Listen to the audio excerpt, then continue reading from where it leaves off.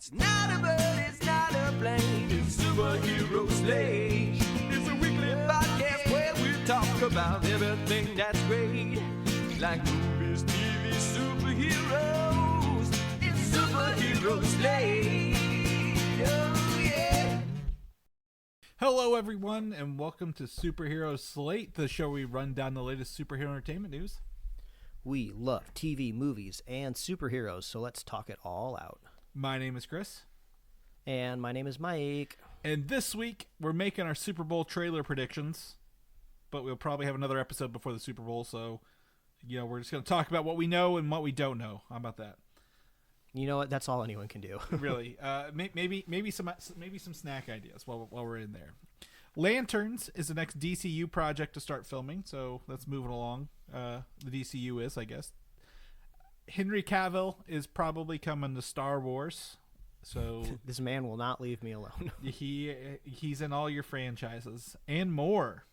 It's like if you have a handsome buff guy in Hollywood, like it's almost like Hollywood collectively is just like, well, we have to do something with them, right? Mm-hmm. We can't just leave them on the shelf. That I feel like that's like waste. It's like wasting bread or something. Like we can't let them go moldy. So what franchise do we put him in? It's like, right. Well, we all thought he was going to be in this Warhammer thing, but that seems to be taking a while. So throw him in a Star Wars, keep him fresh. Yeah, well, he was in The Witcher. Stale. He was in The Witcher. He left The Witcher to do the Star Wars. They tried to bring him back into DC, Mike, after several years of him not being in there. Then that ended. He's been in Mission Impossible. He was in what was it, Enola Holmes on Netflix with Millie Bobby Brown. Personally, I think he is more interesting when he's evil, when he's like a bad guy. Yes, when he's like absolutely. Seething and his teeth are just wretched. That's what I want to see. That's most interesting to me. Like the suave, cavalier hero. Cavalier. It's like easy for him because he already looks the part. He doesn't even have to try. So I like seeing him be evil. Zack Snyder really never made him a sympathetic character. Like he was never a happy character in as Superman either. Like he was always he was briefly evil Superman. Yeah, and it was the Justice League movie. Yeah, in the Justice League movie, right? Yeah, in the future state too of what was it, the Batman v Superman. Yeah, and I liked. I liked. There's glimmers of that I liked. When he cocks his arms in Mission Impossible, like shotgun. We all love that. We all loved that. Yeah. So and obviously. He's been in our Marvel. He dipped his toes in our Marvel recently with Deadpool and Wolverine. Mm-hmm. So, and he was kind of like not evil, but he was kind of anti-hero rude in that. Like he was kind of like, oh, I'm a jerk, get out of here, Deadpool. Yeah. And he was scowling, smoking the cigar. I'm pretty sure too. I mean, what a rude boy. He knows smoking kills. But I was going to say at the top of the show, I say we love TV, movies, and superheroes. I think we're going to have to add a new category to this, Chris, and say we love TVs, movies, superheroes, and retro electronics. Well, it's TVs. It falls under TVs. Retro TVs. Because you put something new in front of me this week that I didn't even know existed. And I love how you acted. You acted very cavalier yourself. I'm trying to get this TV. I knew it existed. I'm like, what is this TV and why is there a Nintendo cartridge poking on it? Yeah, so the people know we one of the most, other than food, the thing we talk about most outside of the show is probably themed televisions, tube TVs from pre-2006. Almost to a fault, I would say. We are doing that, and I picked up a Superman TV. We've been looking at the Batman televisions from that same era because they have the sweet VCR DVD player that goes with that thing and lights up. But I came across an opportunity, and I don't know if I'm going to get it yet or not, to get a Sharp television from 1989 that has a Nintendo NES built into it. Mike, you know me, I love a good project. I love fixing things, taking things apart, and this thing is supposedly not working properly, but I'm like, I can kind of guess where it could be worked on a little bit, something in my skill set. So it is essentially a television that was sold for 6 months in 1989 that literally has a full-fledged regular Nintendo built into it with the controller ports, which is wild to me that they did this. back then, because it makes me think of like hotels. Remember when you used to go to hotels in the 90s and they had like the Super Nintendo controller coming out of them? Yeah, it's like this doesn't exist anymore. Nobody builds a console into a TV anymore. It's such I almost thought when I was looking at it, I was like, oh, did this come out of like an old like Kmart or something? Yeah. You know, was this like one of those like not PlayStations, but play stations within the electronics area where you could go up and like demo like, you know, Mario or something like that. Right. Well, exactly. It's like one of those ones like, remember craning your neck at the Walmart, looking up at the top shelf there to play it? Yeah, it feels like that. I don't know. I like said, this was just sold briefly on the market. It's notorious for its plastic legs breaking off because they're like outside. So it'd be a fun little project if I can get it, but it's got to be for the right price. They are very, very, very expensive when you get them working, and this is already expensive enough as it is broken. So I'm like, ooh, do I even go down this road kind of thing? To do that, because it doesn't. One of these TVs from the 90s, Mike, I don't know if you know this, they don't have RCA cables built into them. Like, you have to use the coaxial alone.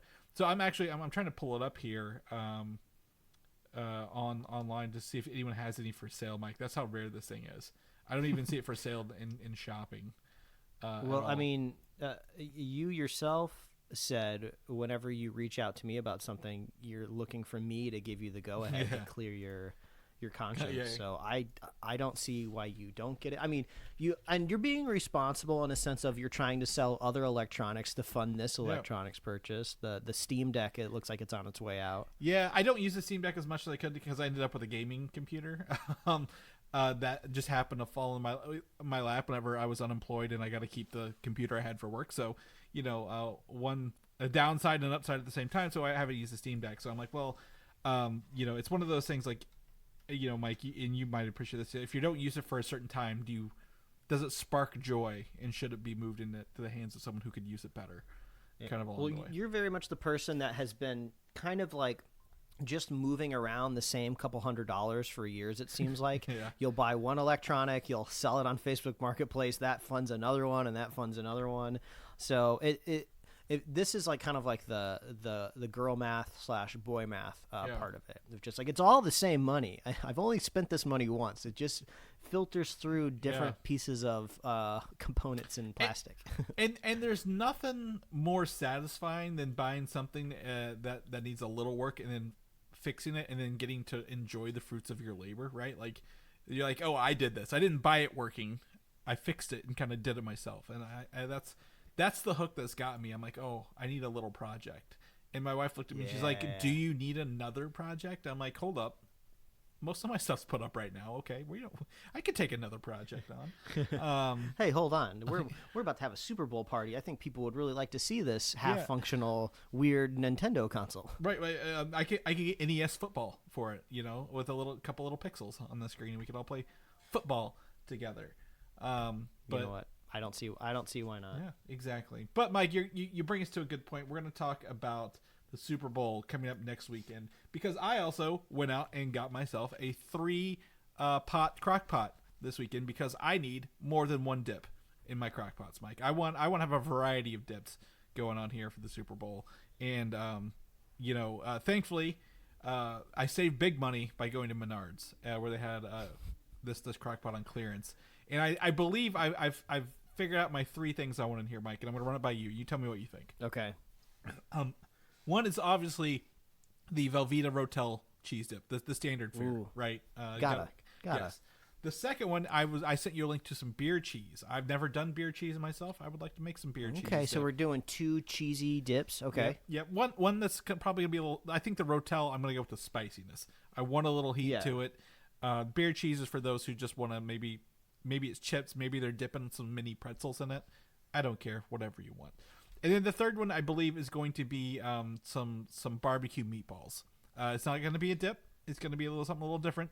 But I can have all 3 in one serving in front of everybody. Yes, I would suggest strategically to put the meatballs in the middle. Give a bit of a gap between the 2 cheeses so people don't get too confused. Well, let's be visually appealing. Most helpful. Be visually. It'd be balanced. Just like Thanos, our Super Bowl spread needs to be balanced as well. Yeah, you don't want the cheeses crossing. That's dangerous. You don't know what can happen if beer cheese mixes in with that Velveeta. The Velveeta is an unstable compound once you melt it. It's meant to be a solid, and we have the hubris as humans to make it a liquid. So just be careful with that. It's more cheese product, really, not real cheese. So yeah, we'll take it. Cheese adjacent, cheese with quotation marks. Yeah. But, so this is a good way to let the listeners know that next week will be our most awkward show of the year, where you will be listening to next week's episode after all of the Super Bowl trailers are already out, and we will not have watched them at that time. And you'll have to stay tuned for yet another week for us to talk about all the Super Bowl trailers and all the Super Bowl media. But I do believe we do have a big trailer releasing just within a couple days that we will be able to talk about next week. Yeah, but I feel like I pitched a compromise to Chris, and I was like, all right, well, if the listeners next week aren't really going to be able to hear our Super Bowl trailer rundowns, at the very least we can do a big spoiler review for Skeleton Crew, because I realized just hours ago, like, we haven't talked about that show really at all, except for like a few episodes here and there. So next week we'll run down Skeleton Crew. We'll talk about the new trailer for Marvel that's going to be dropping in just a couple days, and then we'll do a whole big old roundup of all the fun stuff in 2 weeks. Yeah, and honestly, that might be something. Honestly, we might. This is logistics, Mike. We might look at doing it Saturday. That way, we have more time Sunday to prepare for the big game, if you will. Because we'll talk about it here later. But like, I don't know when the Puppy Bowl starts, in compared to the Super Bowl. But Warner Brothers sponsoring the Puppy Bowl means that the Superman trailer will be there, and any other Warner Brothers property will only run during the Puppy Bowl and not during the Super Bowl proper, if you will. So we will figure it out when we cross that bridge. But I think that brings up here. I've got a list of trailers that are pretty much assumed to debut, Mike, and I only know this because I've seen a list of people who have not bought spots for the Super Bowl. And I was like, well, if they didn't buy a spot, maybe if they aren't on this list, they probably bought a spot. And I think the first biggest one, who comes every year regardless, is Disney, right? Disney properties will always come to the Super Bowl. And I feel at the top, these are probably three things that are going to affect us the least right now. But Snow White, live action Lilo and Stitch, and Elio will be the three regular Disney movies that we will see trailers of. Does that sound pretty fair to you? Yeah, I think so. Yeah, they're going to get that in there and just remind people are coming. Now, they have said, the scoopers have said, Disney has bought 2 Marvel spots. We have 3 Marvel movies this year. And I'm going to guess that the MCU movie spots are going to be Captain America and Thunderbolts, and not Fantastic Four. But we may have a reason for that, that we're going to talk about later. Captain America will literally release within days after the Super Bowl. Comes out February 14th in theaters. Thunderbolts will kick off May. We've only had one teaser and 1 trailer. So I think this will be the one where we get a little more action, a little more plot points than we've gotten before. Probably it will be kind of interesting, because usually we kind of make it a point to be like, if we're this close to releasing of a film, we are not going to watch any TV spots. We're not going to watch any more trailers, get your tickets now type of thing, because they always pack all of the spoilers that they can to get as many butts and seats just before the movie comes out. And I can't imagine a more intense TV spot than the one at the Super Bowl just before the movie comes out. So obviously, big opportunity to sell more tickets and awareness for a film that they can go see just days later. Right. But yeah, it is going to be like, what do they get? I mean, we already know we got Red Hulk in there, but maybe they could tease something else. I don't know. Yeah, I mean, who knows what they could throw in there? Is it going to be like one of those legacy spots or something like that, or Red Hulk, maybe the leader? I don't know. So Captain America, if it's not Captain America, it's Fantastic Four, but I guarantee you Thunderbolts will be one of those 2 trailers. Mike. They could do something a little different, where I know they've done this with Disney Plus in the past before, where instead of just getting like a Daredevil trailer, they'll do like a whole Disney Plus trailer, and you'll see clips of a bunch of different stuff. I mean, I don't think Marvel has done that with their features before, but we do know kind of infamously the DCEU did that once, right? Where they were teasing The Flash, Aquaman 2, something else coming up as well. And they were like, oh, man, our superhero universe is really heating up. And then, like, all of that was, like, a lie. And they had to, like, delete the trailer off the internet. Birds of Prey or something like that. It was yeah, maybe Black Adam, possibly Shazam, one of those movies that we have forgotten to time. But there could be literally anything, but I think Thunderbolts will be one. Captain America is probably highly likely. It's looking to open around 100 million, which is pretty good for a February movie release. So they could be trying to close some final ticket sales on that one. Going into other movies outside of the Disney realm, Jurassic World Rebirth. Absolutely expect this trailer to be dropping this week. With Scarlett Johansson, and I forget, it's the guy's name who's in Wicked, who plays the main love interest in Wicked. He's in that, so they're going to be leaning into that. How to Train Your Dragon live action, Mike. We're going to probably get a second trailer for that one. Megan, or M3gan, as we'll call it, 2.0. That movie, I'm surprised it's got a 2. It's not like it was a bad movie, just surprised a movie like that we get a sequel. I've not heard or seen anything about the Smurfs, Mike. Live action, I guess, kind of like the Trolls movie, maybe, for Smurfs. But we'll probably see our first look for that. And then, like we talked about earlier, Mission Impossible: The Final Reckoning will probably get its big game spot as well for these. Yeah, absolutely wild for the Smurfs to make an appearance at the Super Bowl. I don't know what audience that they're reaching. I can't imagine the Venn diagram. Just for anybody Smurfs in the Super Bowl. Just anybody. They're like, hey, do you know we're making this? Because I honestly did not know until recently that they were making I mean, maybe it could be like a tonal shift type of thing. Maybe it's like, oh, this isn't just for kids. This is actually, we're kind of reaching back for nostalgia purposes. And this is going to be like, oh, we're going to have jokes that your kids aren't going to understand that are going to be raunchy and funny. And we could look it up right now on IMDb, but I'm not going to. But like, you know, it's like, oh, what if like Seth Rogen made the Smurfs or something like that? I don't know, but that could possibly be a reason to promote it in front of a big audience like the Super Bowl. Yeah, there was some big voice actors tied to this. Nick Offerman, Natasha Lyonne, Dan Levy, Nick Kroll, James Corden. There's a big list of people in here. Kurt Russell, John Goodman. I've not seen anything on it. It's not crossed my radar yet, but it comes out in July, so Paramount needs to push it out there. So I think that'll be absolutely interesting. And this list kind of comes. This guesstimation comes from my list of companies who are not bot spots. Warner Brothers, we talked about. They essentially do the Puppy Bowl, so we know that Superman's going to be there with the crypto play of the game.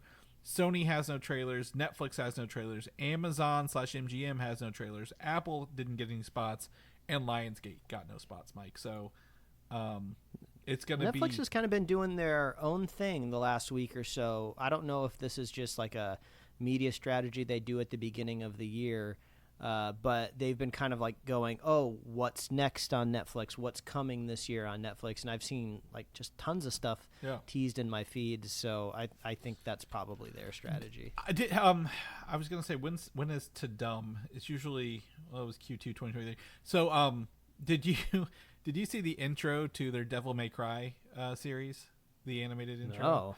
No. So it uses Limp Bizkit's I think it's Rolling as the intro song to this whole show, which we laugh now, but 100% the people who were playing Devil May Cry on PS2 back in early 2000s were people listening to Limp Bizkit along the way. It instantly brought me back to Jinko Jeans, and I'm like, yep, I see exactly who they're going for with this show.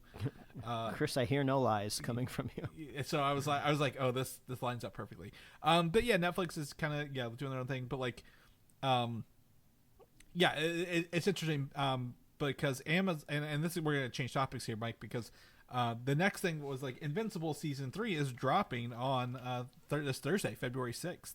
So I figured they might do, like you mentioned, Amazon, Netflix, even Apple. this is an opportunity for them to buy one of those spots that showcases all they have to offer. Apple's Severance Season 2 is ongoing, right? Finally, critically acclaimed shows on Apple. Amazon's got Invincible, some other shows. Netflix, the same thing. So I was hoping maybe like a One Piece teaser even, Mike, because Season 2 will be this year. But, Amazon is skipping it, and they're going to just not do anything. But, again, for those who are excited for Invincible, you don't need a trailer. You're already going to be watching some of the show on February 6th when it comes out. Yeah, exactly. But that'll also, this all just kind of rolls together. The reason why we think Fantastic Four will not be at the Super Bowl is because there has been a Good Morning America agenda leak for this coming Tuesday, February 4th, that they will be talking about the trailer on Good Morning America this Tuesday. So I assume by the time you're up, Mike, on Tuesday morning, this trailer will be all over the place. There will be screenshots, high-res screenshots for you to feast your eyes upon. And the trickiness with that is like I wake up in the morning, I open my phone, and whatever like the big popping moment in the trailer, like you just said, has been screenshotted and upscaled by AI and made in the thumbnails, and it will make it to my eyeballs before I even get a chance to hit play on the trailer, which means like if there's like this big awesome full frame shot of like Galactus, like I will have seen that before I even hit play on the trailer, or probably more than likely it's going to be like a fully rendered like Ben Grimm or something. Well, that Silver Surfer, we haven't seen Silver Surfer yet either.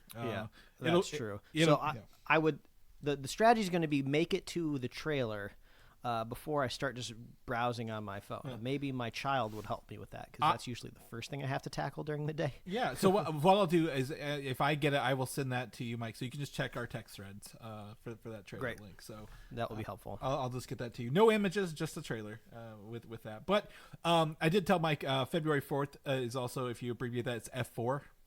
So F4 day. So I was like, all this is kind of lining up for this trailer to debut. Not only do I trust this Good Morning America bit, but it being F4 day is huge. Yeah. And they've also done this before with trailers that have premiered on GMA. Yeah, exactly. Disney has a pretty good relationship with them. They do a lot with that. Maybe have the cast there or the directors, right? Maybe streaming interview. But we talked about why would this not be at the Super Bowl then? They debuted on a Tuesday. Why did they not debut at the Super Bowl? Well, it needs its own news cycle. Essentially, you get a whole week of Fantastic Four trailer before everybody else comes through and blows it away. You don't want it competing with Jurassic Park or Jurassic World or Mission Impossible or any other trailer for news. Like, everyone will be talking about every trailer, ranking them, listing them on Monday. No, just give Fantastic Four its own little boost beforehand. And even if they want to replay it or like an abbreviated version during the Super Bowl, that's fine. But it will have a lot of eyeballs, a lot of conversation pieces, I think, going on Tuesday through Friday. And I actually put this in here. Captain America: Brave New World is coming out next week. I have tickets for the 13th, the Thursday the 13th, to watch it. They have. I'm just gonna actually wipe this up because it's about the Super Bowls that we just talked about. Apparently, there's just one post-credit scene. But Mike, that could be a leaker not knowing what the second one is, right? I think the second one will lead either into Doomsday or Fantastic Four, maybe Thunderbolts. They are both kind of in that, political grounded thriller scene. Any thoughts on that? Where you think what will you do at the end of that? I mean, we do know Elaine from Seinfeld. Yeah. I apologize. I cannot. Val. Just say Val. Just say Val. Val. We know that she's going to be a component in Thunderbolts. I mean, I can easily imagine her popping up within the political realm of the next Cat movie. So yeah, that could be a post credit. And she kind of like lives and thrives, I feel like, in the post credit scene nowadays. Yeah. She was like, I think, briefly in Falcon and Winter Soldier even as well, right? So she does have some ties to these characters.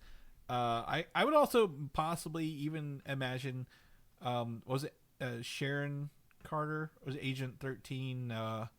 the power broker, as they called her, maybe looping her back into some of this stuff. I think they could probably salvage her from that show as well at the end of that. So I don't know where it's going to go, honestly.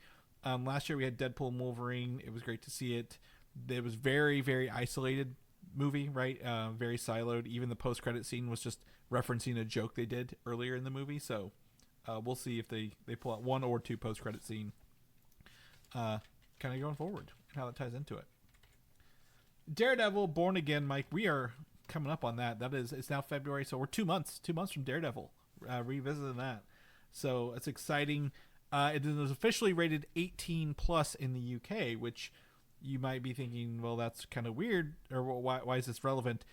Previously, most of their other shows on Disney Plus are rated 16.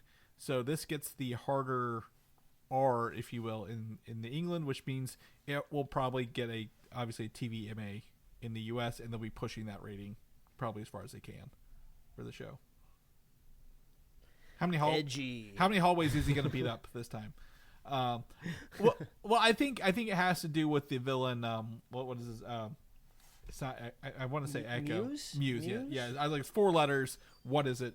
It is Muse. So I think it'll have to do with that. There'll probably be a lot more blood, a lot more violence than we probably used to. I don't even think they were rated. I don't even think the Netflix season was rated 18 plus. I think it was still 16 back then. So sounds like they're even Netflix is like the wild, wild west of just like, unless it's a kid's account, like you never know what you're going to put on, if it could have hardcore violence or if it's just going to be something funny that your kid probably could have watched with you. Yeah. So I'm excited to see, obviously why is it rated a little higher over there than it has been previously. So we'll keep you guys posted. Again, 2 months till Daredevil Born Again. We are eating good in Marvel right now, Mike. We got a lot going on. And for those who are interested, we are going to be talking about at least the first episode, possibly 2 of Spider-Man, Your Friendly Neighborhood Spider-Man at the end of the show. Full spoilers. Moving on, Black Panther 3. I don't know how to say this name. I'm going to go, but the rumor is Achebe. I don't know. Achebe will be the antagonist in this movie. This is a character created during the Christopher Priest run of Black Panther in the late 90s. A lot of people will be familiar with, kind of once you see the artwork. This character is a brilliant strategist and manipulator. His goals typically revolve around destabilizing Wakanda's leadership and exploiting its resources for his own gain. So it sounds a little bit like maybe Killmonger 2.0, if I was to kind of throw that out there. What do you think? Yeah, maybe less of like just like a personal bomb dropped in the throne room, and maybe more of like, oh, I want to manipulate this whole country and situation. I mean, it makes a lot of sense. It's the only kind of like throne that exists within the Marvel universe at like this current time. I mean, they kind of played with the concept in Thor like a little bit, but it seemed like it never really mattered who was on the throne or not, because like Odin was like kind of all powerful, so it just didn't matter. But Wakanda is more of a real place on Earth, so I think there's a lot of fun that you could have there with the story of like, oh, how does this whole country function? Because I mean, it's one of the most interesting unexplored things in Marvel right now is just the country as a whole of Wakanda. Like every time we go there, we're just in a field or some sort of crazy mountain range, or we're like inside of like a throne room or a science lab. Yeah, exactly. So like we've never really like experience the country. Yeah, and they kind of delved into it in the first Black Panther a little bit, right, when they were out on the streets with it, but like it was brief, and obviously Black Panther 2 was dealing with the loss of Chadwick Boseman. So it sounds like this is going to come back and deal with like, again, political destabilization for Wakanda, because they're not used to that, right? They're not used to outside influence. They finally unveiled themselves at the end of the first Black Panther. It's new to them, so we'll see what this is. This could be Denzel Washington's character, right? He said he had a spot written for him. So maybe having someone with a little more age, wisdom, experience in that role would be better suited than someone younger. Killmonger was more like, again, he was more like, militant in his approach. So we need someone with a little more subtlety, a little more like playing the chess game rather than the checkers game at the end of the day. So I could absolutely see him pulling off this role in this description. So very very excited to see more about Black Panther 3. I think this movie has a lot of my interest kind of going forward to see how this kind of wraps up the Black Panther arc, and if they in fact do bring in an aged up son of T'Challa and Nakia. So keep an eye out for that. Avengers Doomsday is hot on. It's going to be filming before we know it, Mike. We're going to be getting behind the scenes photos, actors on set filming. You think they're going to do that thing where they film a bunch of scenes they don't use just to throw people off again?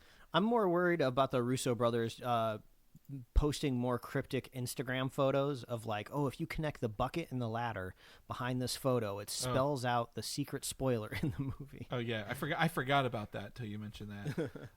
But I also know they filmed a bunch of they filmed a lot of scenes they never ended up using. I think just to like throw off people. Like, oh, there was like it was Doctor Strange and like Bruce Banner like scenes or Ant-Man and Doctor Strange scenes they filmed together and they never used because they were like, no, we just did it to make people try to create their own scenarios, but.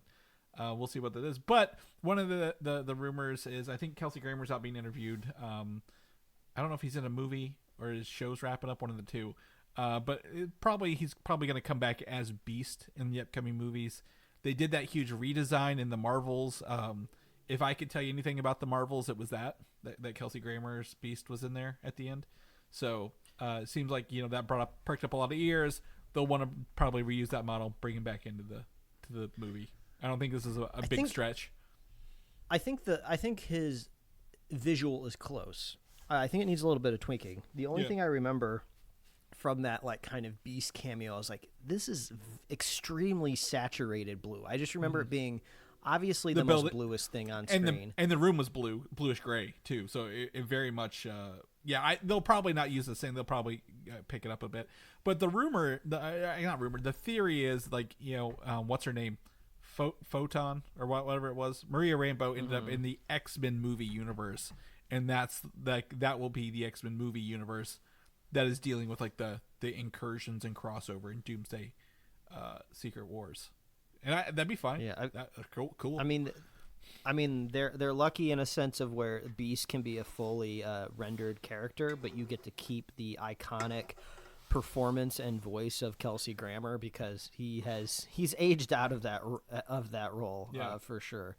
But they're lucky that they get to keep him this way. And the critical fan reception to X-Men 97, Beast was in that again, right? Bringing that back, like they're gonna tie into that, like nostalgia factor as well. So he's so blue. I'm looking at him now. It's like. He's so blue. Like I know he's supposed to be blue, but like, does it need to be this blue? I mean, maybe they changed the blue again. The room was very blue as well. I look at the background because I have the photo in our video here. But I did enjoy the design a little bit. Like the beard and the hair fits a little better, I think, than the prosthetics and stuff wasn't bad, but he just moves a little cleaner, I think, in this one as well. So, I don't know. It's exciting. It's exciting to look at that. I'm like, oh yeah. We can bring back some of those X-Men with upgraded effects and visuals from the early 2000s.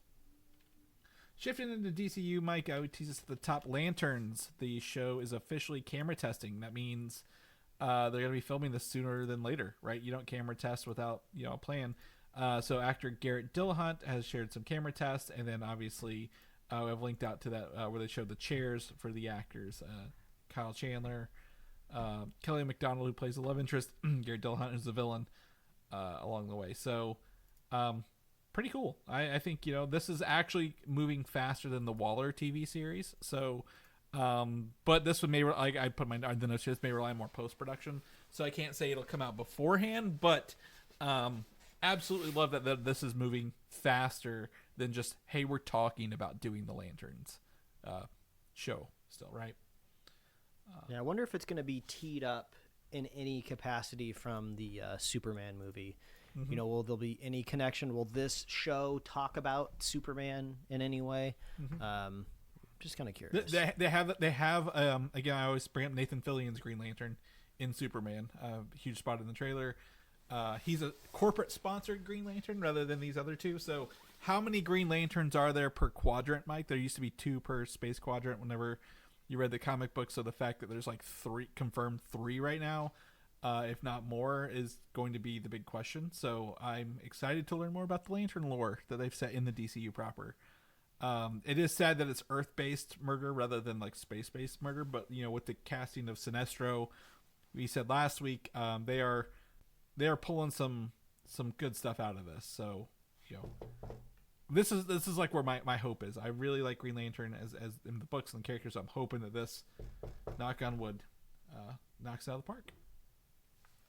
The Batman 2, this is like the biggest stretch I've ever heard in news / rumors. But the production designer for The Batman says the Elliot Bridge name in the movie was intentional. The character Thomas Elliot is Hush in the comic books and was rumored a year or two ago to be the villain for this movie. So, sure, I guess. Like, I put this in here because I was like, maybe we can pull something out of this together, Mike. But the more I read it out loud, the less impressive it is. A bridge is who knows? It's a bridge. I'm surprised people are going frame by frame enough to pay attention to the name of bridges in a movie. Well, yeah. What is this, Madison County? It could be. Huh? It could, Anyone get that one? Anyone get that out there? Yeah. Bridges of Madison County? Yeah. A reference I don't even understand. Well, I think they might be. This actually might be over the River Kwai. Bridge over the river? No? Okay. Oh, okay. Took me a second. Yeah, we shouldn't do this. We really should. We are literally probably losing listeners and subscribers right now to this. But, the thing is, if they were to do, again, we've talked about the Batman 2, they need to do characters they've not done before. Hush is more of a modern character who has personal ties to Bruce Wayne and figures out he is Batman and tries to ruin his life in both ways. I think that's a great grab rather than relying on the Joker or characters we've seen in any other movie so far, right? I think we need to, if we're going to do the Batman 2 in a realistic, real and gritty scenario, we can only get so gritty and realistic after so many Batman movies. It needs to be Hush, probably. But that's also not CG related, so they might have two villains. They might have him and Mr. Freeze, as we've talked about as well, in there. Yeah, I wonder if Gunn and Safran are exerting any authority on villains allowed to be used, not because they don't think Matt Reeves will be successful and make box office dollars, which they desperately need. That's not it. But I think probably one of the more recent modern additions to the Batman universe, which has a ton of meat on the bone, is the Court of Owls. Yeah. And, do you introduce the Court of Owls in a Matt Reeves universe that, kind of has a ticking clock on it in a way? Or, do you introduce that into a bigger Batman universe that Gunn wants to build out? Because I feel like the Court of Owls fits really well into the Matt Reeves Batman universe. It's very, very grounded. I think there's no there's no guarantee that if they try to build it into a larger universe for James Gunn that will live beyond 5 years. Like, I feel there's a bigger time or a ticking clock on the DCU as it is than there is Matt Reeves Batman. So if they wanted to do one good movie about the Court of Owls, I give it to Matt Reeves rather than try to build something in the DCU, which we don't even know when Batman's coming, right? That could be 10 years before we get Court of Owls. And I think Matt Reeves could pull it off in one movie based on, like you mentioned, how realistic it is at the end of the day. But anyway, the Elliott Bridge, Mike, good for them. Moving on to the Teen Titans, I think the writer for Supergirl, Anna Nogueira, is the writer for the Titans movie, possibly. But the rumor is that Damian Wayne will be the Robin in this Teen Titans, not Dick Grayson, because he'll probably already be Nightwing in the DCU's timeline, right? They've been around for a while. It's aged up. It's lived in. It's not brand new. So, and we know that Damian is coming probably in Batman the Brave and the Bold movie. And we had a report several months ago, and I went back and looked at our notes, that Damian Wayne will recruit the Titans to fight Ra's al Ghul, who is his, maternal grandfather. So, that sounds rad to me. I mean, I don't want to be disrespectful to Robins out there, but they're a little interchangeable, depending on the purpose you need them for. I would rather have a Nightwing like exist in this world already rather than go through all the Robins to get to Damian Wayne, right? Like we don't need to know about, like, everyone knows who Nightwing is already. We don't need to educate people on Nightwing. So having Batman's son be Robin, I think actually makes it a better connection at the end of the day. So this is fine. I mean, I was thinking when I was writing this, I was thinking about rewatching Teen Titans Go to the Movies because they run over that dude and they're like, his dad's a cop, and then they drive away, and that's like one of my favorite gags in that entire movie. So great, good stuff. Mike, I shared this with you, and this is where we had to get into some legal stuff here. The Superman estate, or Joe Shuster, one of the two people who created Superman's estate, is suing Warner Brothers Discovery / DC for not licensing rights for its upcoming film from James Gunn in, and this is asterisk, Canada, the United Kingdom, Ireland, and Australia. And you might be saying, how can they do this? Because Joe Shuster and was it Joe Siegel as well? They assigned the rights to DC before it was DC, whoever owned who transformed DC in 1938, Superman to them. However, in countries that have the British legal tradition, contain this little bit of text here: provisions that automatically terminating such assignments, such as Superman to DC, 25 years after an author's death, which I believe Schuster died in 91, 92, whatever it is, vesting in the Schuster estate the co-author's undivided copyright interest in such countries, meaning for copyright law in these countries that were founded by England and have British law, when an artist dies after 25 years, the copyright goes back to the author's estate. Depending on no matter who bought it. It sounds like it's reverse. It's like it's reverse copyright law or something. Yeah, because usually you never hear about the copyright going back. I mean, this just seems like, you know, lawyers being lawyers of just like, hey, there's money on the table. Do you want to go get it? Like, yeah, let's do it. You know, and obviously it's strategic that it's hitting the news, you know, now when they could have done this a long time ago and kept it quiet, you know. So they'll get their like little cut, you know. They'll probably get like a couple mil to be quiet, and then you know, they'll recede back, you know, into the shadows. So I dove into this, and it was apparently it sounds like reverse copyright, but the way it worked is like back in like the 1800s, right? When an author licensed something through the copyright, they would still maintain payments to the author's wife and family in case they passed away, because women, you know, couldn't work back then. So the way it was, like, they could be that, and then they could relicense or the wife if they were still around after 25 years, which back then was very unlikely. They could relicense it and, like, you know, obviously negotiate bigger if it was still popular. So that's kind of how it works here.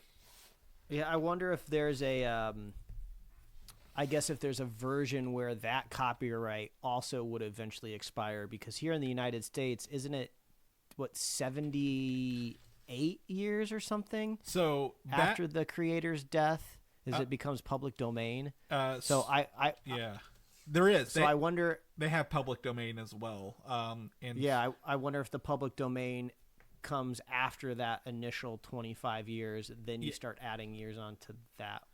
So Superman's got to be hitting public 34, domain soon. 34. Just so you know, Batman, Superman, and I believe Wonder Woman will fall into the public domain starting in 2034. Wow, that is soon. Like, if depending on how you plan out a cinematic universe, that could be, you know, that could be entering like a big phase of their universe. Wow. Yeah. So, but again, there's an asterisk here. It's not all. It's like the Mickey Mouse thing, right? It's only when Steamboat Willie came in, you can only use things from Steamboat Willie, not all the other Mickey Mouse mythos that they've created over the years, right? It was like no color, no certain things. So the Superman / Batman / Wonder Woman that's coming in is only from like the 1930s, which is like they like Superman. They didn't have mythos back then. He was just a very strong dude who could leap buildings in a single bound. What's that animated show they made back then, Mike, that I downloaded for you? The Fleischer.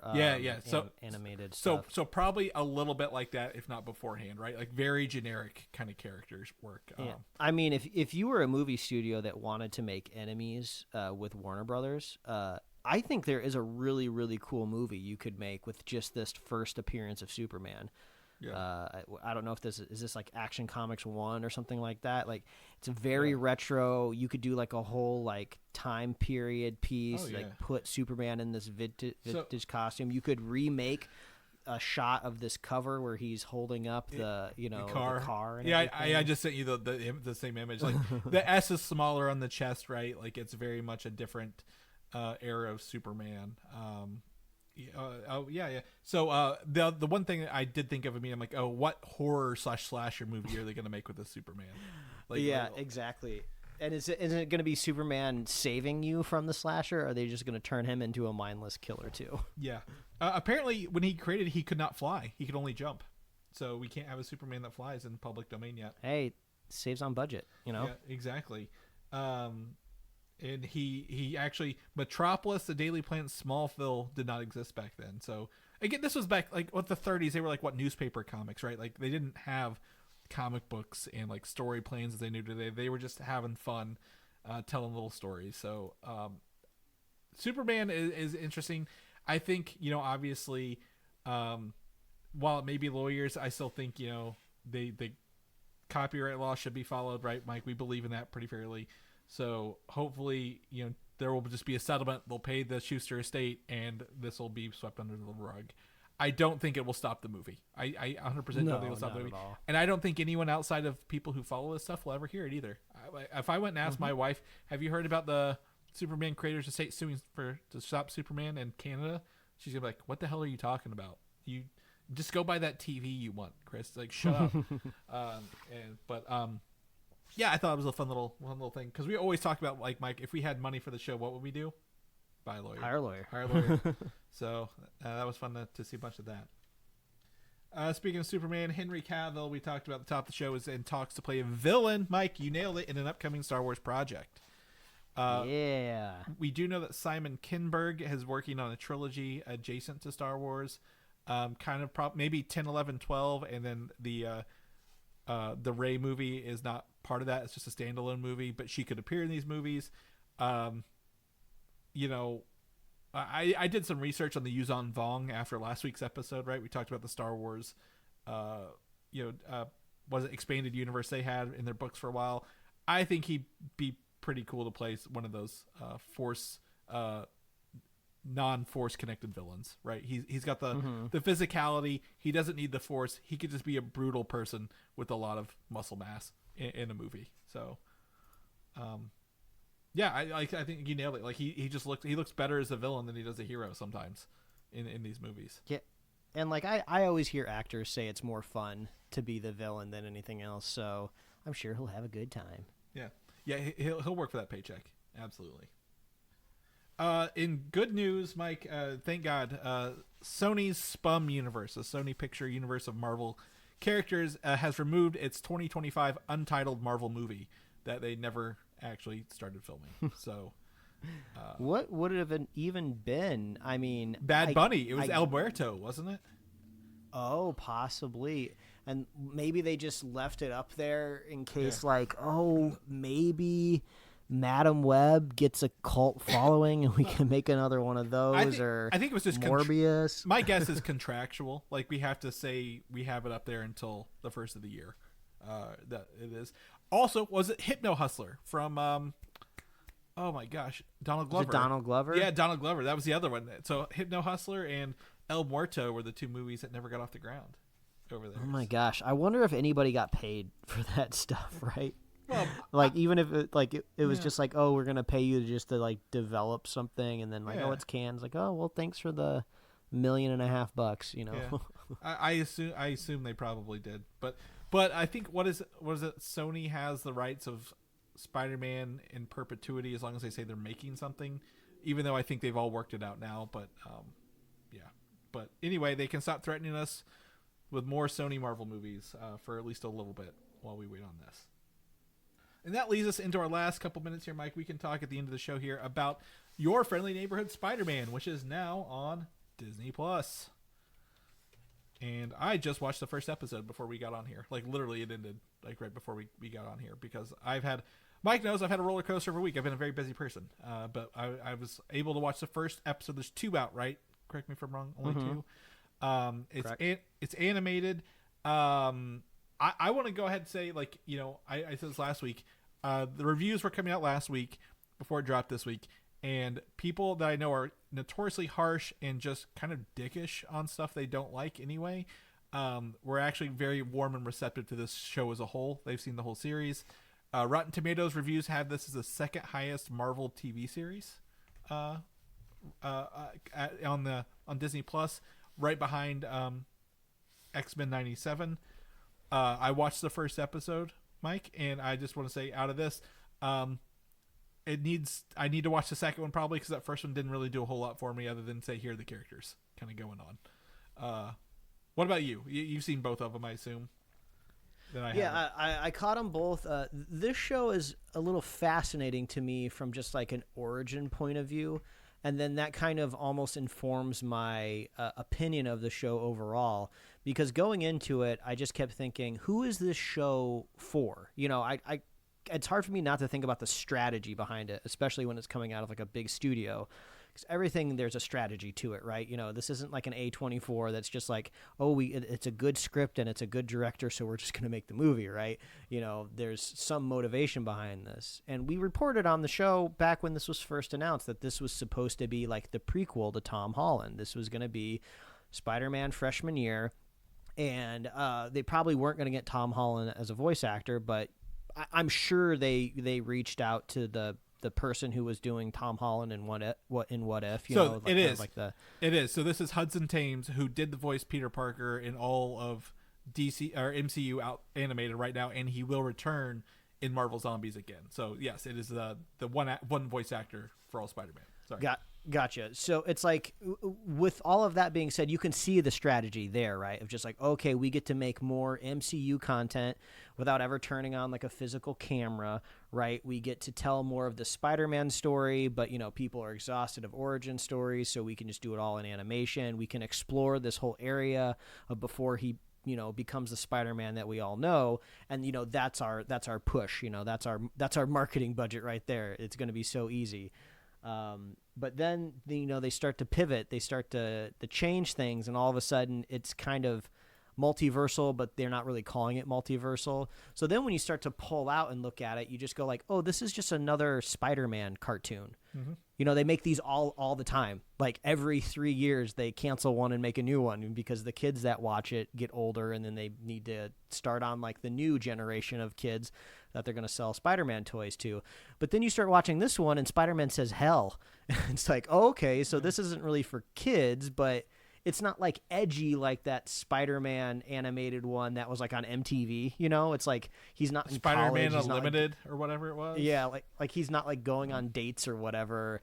And I think if I remember right, oh man, it's been a long time since I've watched it, and I watched like a video essay recently about the MTV Spider-Man one, and I think like the person who played like Electro had like some sort of real like demons or something in that show. So we're not going quite that far. So I just watch the show and I go, who is this show meant to be for? Like, the art style is beautiful. It's very bold and like comic book. Steve, this is exactly Steve. Like, if you went and like pull up a Steve Ditko comic book from Spider-Man from like the 70s or 60s and 70s, you'd be like, oh, I see exactly where they got these designs from, because it looks awesome. It looks just like an animated comic book at the end of the day. It looks beautiful. There's still frames and shots that make me think like, oh, I could easily see this character popping up in a Spider-Verse movie. You know, I can the universe is already made. You could see like, you know, Gwen Stacy popping into here from the Spider-Verse movies, you know, trying to recruit this Peter Parker for a one last mission, right? Yeah. so since it ends up being its own unique thing that's like slightly more mature, my brain just can't turn off going like, oh, what's the shelf life of this thing? Where does it fit within the universe? Kind of going like, what's the point of it all? But then, I watched the 2 episodes and I was like, oh, I like this. This is fun. This is engaging. I don't feel like I have to track things so intently like I do when I'm watching like other Marvel stuff to see what it ladders up to. After I finished the 2nd episode, I was like, yeah, I'd watch more of this. Or I wish I could binge it right now. It sucks that I have to wait another week to watch it. I'm not as, I would say, gripped as I was watching X-Men 97. I feel like that's telling a much more mature, nuanced story, and this one, it's like everyone's just friends. Like this is like the thing where like you're not gonna see Peter like get bullied in the hallway. Like he's friends with the football players in this, so it's like everything is really, really nice. It's a weird kind of change of pace. Well, and also again, I think the thing I'll differentiate this X-Men 97. X-Men 97 tugs on your nostalgia strings a little bit, right? It's like, hey, remember watching this? This one doesn't have literally anything kind of tied to it, and to your point, what I like about this, I don't know what's next. Like literally, in the first episode, Peter shows up to his new school, and a Doctor Strange portal opens above it, and I'm like, I don't know what the hell is going to come out of that thing. Could be Doctor Strange, could be literally anything, right? And I was like, so I like that there are no expectations of the MCU in here. Now there are some playback stuff, right? Like there's like when in the first episode, Spider-Man catches a van into a bus. We saw that scene in live action. I know in episode 2, Mike, we talked about last week, there's the Civil War scene coming up where they play back Civil War, drawn frame for frame. The battle at the airport. So like, I'm enjoying. Oh, if that pops up in episode 2, it would have been like blink and you miss it because I did not. I've not seen 2. Episode. Okay, well then it might be later on. But like, there are no, to me, I guess there are some MCU inspirations, but at the point I'm at, I'm like, I don't know what's next, and I enjoy not trying, like, being surprised, if you will. Like, if this was Tom Holland's Spider-Man, and I think they even said this, if this was the MCU Spider-Man and they maintain that, they have to fit within a certain box, a certain playground, right? They can't contradict things. They'd have to play by certain rules and certain things we've already seen. But in this one, literally looks like a spider craven creature falls out of a portal, and you're like, I don't know who that is, but I don't think that happened in the MCU proper, so I'm excited to watch this kind of going forward. Yeah, I'm curious if that Doctor Strange is implying when he's like, oh, I'm not supposed to be here. Was that meant to be he's in the wrong universe, or he's just in the wrong part of town? I wasn't entirely sure. And was that like a symbiote character he was trying to we looked this wrestle? Up. We looked this up when they did it. It's not a symbiote. I'd have to go back to our notes from like a year ago, but we did look up who this character was. They're just a kind of more of a feral spider. But it could be obviously from a different universe. I wouldn't say it's anywhere on Earth or a different planet even. And I'm not gonna say that what we saw there is or is not how Peter Parker got his spider powers in the MCU, but it's a nice little way to nod and wink at the camera if they wanted to later. Like if we're in Secret Wars and they come across this creature in Secret Wars, Mike, and he's like, oh, that he gets a black suit from him, wouldn't be surprised. Like they could change it however they wanted to, but. One episode in, I was like, oh, this is fun to kind of see this. But the one thing I will say I don't like about this show, and it's not the show's fault, Mike, it's the timeline it set it in, that teachers are just like, yeah, kid, leave school, and then he goes and chases down the villain for like 30 minutes and then goes back to school. I'm like, I like it better when Peter Parker is just doing his regular day job and doing that rather than trying to leave a high school to go fight crime as a freshman, right? So it does make you it makes you wonder. Like, I think about the longevity of the show, right? Yeah. Is he going to be a perpetual high schooler if this goes on for 3 or 4 seasons? Are they going to have him graduate at some point in time? I know at the beginning of the show he says he's starting at a new school, but I don't necessarily think he's. Well, I guess he would be a freshman if originally the show was called freshman year. Well, they said it whenever he's with Nico that they're both freshmen. Whenever he meets her in the first episode, but we do know they've already confirmed this for a second season. My guess is that second season was probably already, maybe audio recorded with this one as well. Knowing that they were going to do Spider-Man sophomore year, and then I think they're pitching the third season. So knowing that Marvel has moved into the television model, not a showing TV series with film people running into the television model, I can see this running for 3, maybe 4 seasons, Mike. And obviously playing in its own sandbox. We know that Dr. Octopus is coming up. I'm pretty sure possibly Electro, some other dudes. The football player is Lonnie Lincoln, Mike, and that character, Lonnie Lincoln, goes on to become Tombstone in the comic books. Yeah, I saw a TikTok the other day that was like every single friend that they introduced for Peter is like a super powered person at some point in time. Yeah. Like the kind of the friend that he makes that he saves her life, from the monster like stomping on her. Oh, Nico. That's Nico Minoru. Yeah, she's huge. Yeah. She was in the Runaways. And then somebody else has everyone has powers. So I'm like, oh, is that kind of what they're gonna do? There was a shot right after Peter falls to the ground. The spider catches a ride on a backpack. Yeah. And it's just like, oh, it's still out there in the universe. So it's like the spider just going to go through the whole high school and just like bite everyone, and everyone's going to get powers. Well, no one has it, but I do think if they wanted to introduce an animated version of Miles, that's how you do it. Right? Like, because in the Ultimate Universe, in the Ultimate Comics, it's the same Peter the same spider that bit Peter bit Miles. I know it's different in the movies, but like they could say, yes, this spider's been around. It bit one other person and was Miles, a younger kid or something like that. Or it could be a Silk or something like that. One I guess strategy I could imagine around this of like, oh, why didn't they just like scrap this to begin with? This seemed like this ended up being a lot of trouble. Announced during that era where Disney was just greenlighting everything. Why didn't they just can this?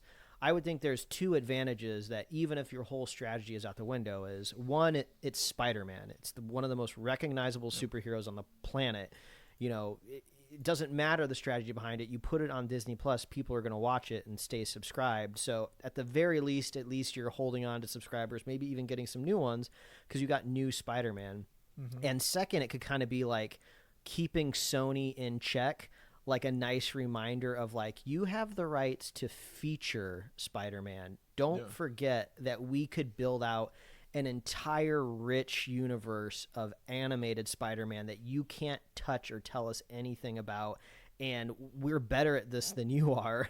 And we could just like play you under the table if we had to, and they won't say that out loud, but it just could be a nice reminder that just like, hey, we can crank out great Spider-Man stuff whenever we want, and we don't need your permission to do it. Yeah, absolutely. I think this is again another good Spider-Man animated show entry, right? Like you said, I think this and what is it the kids show, the kids Spider-Man one with the Patrick Stump theme song. Speaking of theme songs, I sent this to you like last week, and I was like, hell yeah. And then you were like, this got a good theme song. I'm like, I know, that's why I sent it to you last week. Yeah, it was hot. It was cool, and the opening title sequence is really cool. Very graphically intense. There's like a cool shot where they have like a bunch of different kind of costume versions of Spider-Man like popping out of that like kind of comic issue identifier that you see up in the corner of cover pages. The box. I don't know if that's alluding to costumes that we'll get to see throughout the show, but it is really, really fun and cool. I don't know if they're going to do cliffhangers at the end of every episode, but there is a cliffhanger at the end of the second episode that's kind of setting up for maybe where more story could come from in the season. But I feel like one thing that we can talk about, which I think was really cool, and they probably had to spend a little bit of money to get this, but they even got the same audio track that's used to introduce Tom Holland in the Civil War movie. Left Hand Free by Alt J. Yeah, where he's like going up the elevator, he has the DVD player, he's walking into his room, and then it's like a fun where like we're supposed to be expecting to see Tony Stark on the couch with Aunt May, and it's actually Osborn, and I was like, oh, that's cool. I like that's fun. Yeah. They really like leaned into some of the stuff that did happen in MCU, but also like it's kind of like a small parallels, but it is fun to see it like that. Like I said, him catching the van earlier. Just the little things like that was fun. It was interesting to see his also like turn up his little backpack tube for the webbing, whatever he created. I like that. It adds a little bit more tension to the action scenes. Of kind of feels like Attack on Titan, of just like, oh, he can be taken out if he needs to. Like if somebody punctures that, he's going to be on his back foot.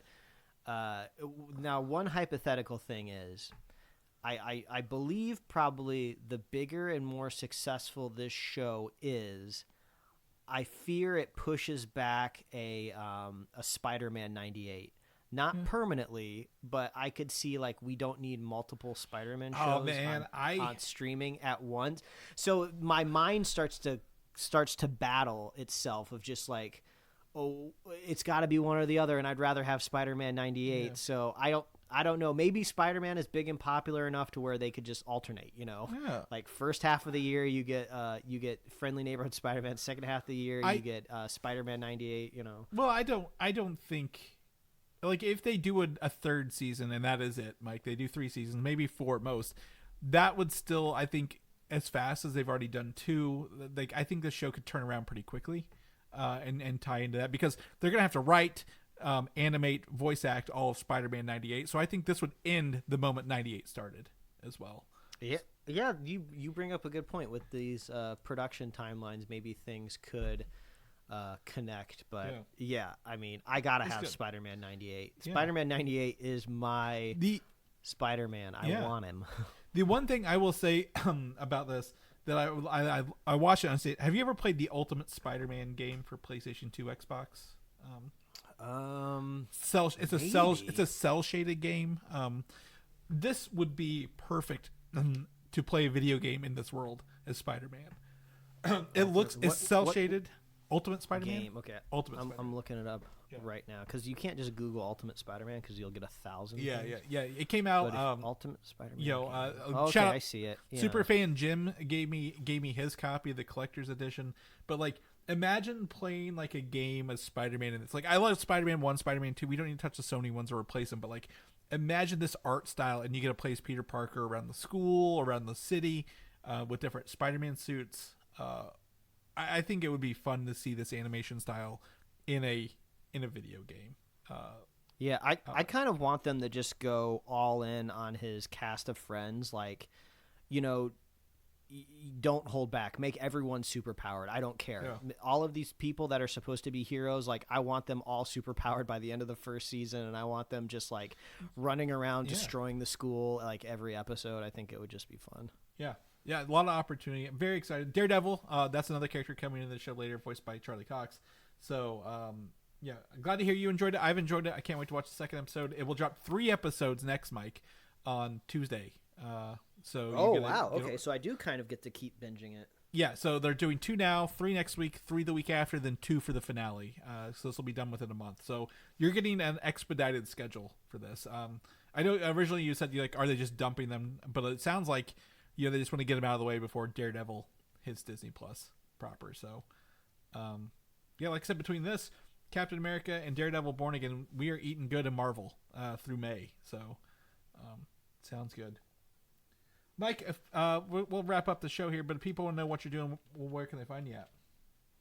Yeah, they can read my web comics at liferewardsrisk.com and pickledcomics.com. Chris, if people want to catch up with you and see if you end up pulling the trigger on this TV, where can they find you? You can find me on Instagram, Valdan87, VALDAN, or Video Game Systems of the same name. If people want to know more about the show, where they can see the show notes, get ready for our trailer, links in 2 weeks, where can they get all them goodies at?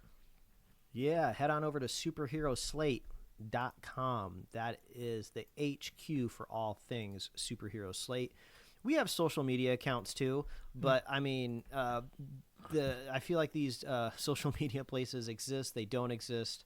They're run by fascists. They're not run by fascists. Just listen to the show. We don't need to be on social. Just listen to us. That's all we ask. Just go old school. Boot up your RSS feeds. Throw our podcast iPod Classic. Get your iPod Classic. Spin the wheel. You'll find us in there. Old man waves fist at cloud. That's the energy that we have here at superheroslate.com. We're on Apple Podcasts, YouTube, Spotify, wherever else you like listening to podcasts. We're probably there. You can get merch at superheroslate.com/store. We love hearing from you. What are you excited for Disney Plus this year? I have a feeling Netflix Geek Week is probably going to be sooner than we realize. I'm sure they're going to have lots of fun stuff. What are you excited for there? And we love our super fans. If you want to be a super fan of Superhero Slate, all you have to do is share the show with a friend, share the show with a buddy, and we will be here every week, folks. That's right. We'll catch you guys next week. Bye.